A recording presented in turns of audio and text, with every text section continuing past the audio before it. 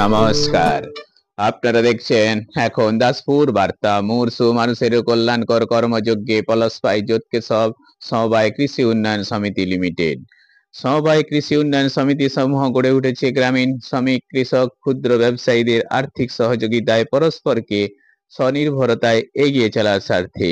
কিন্তু সময়ের সাথে এরূপ জনকল্যাণমুখী কর্মসূচি আরো প্রসারিত হয়েছে।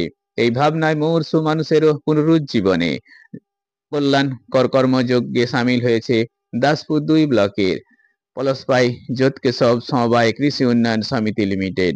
এই সমিতির উদ্যোগে 21শে নভেম্বর শুক্রবার এক মহতি কর্মযজ্ঞ হয়েছে পলাশপাই ভগবতী দেবী উচ্চ বিদ্যালয় সভাকক্ষে।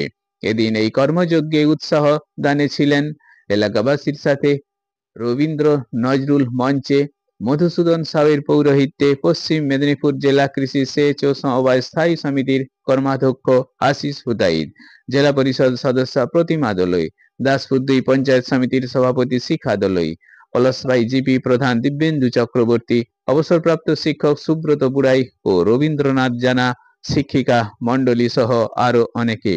এই সমিতির ম্যানেজার সরোজ কুমার সেনগুপ্ত জানিয়েছেন, এই মহতি শিবিরে মুমূর্ষু মানুষেরও কল্যাণে ঘাটাল মহকুমা হসপিটাল ব্লাড সেন্টারের সহযোগিতায় মোট 81 জন স্বেচ্ছায় রক্ত দিয়েছেন।